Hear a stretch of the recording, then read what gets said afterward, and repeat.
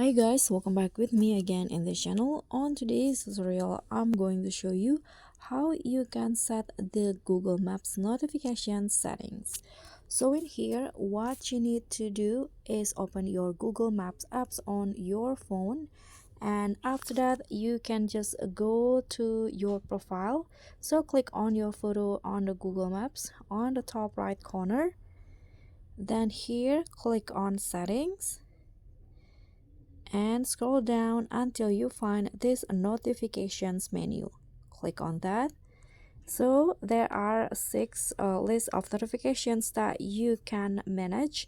So here, for example, here I'm going to uh, set this notification about the recommendations for me.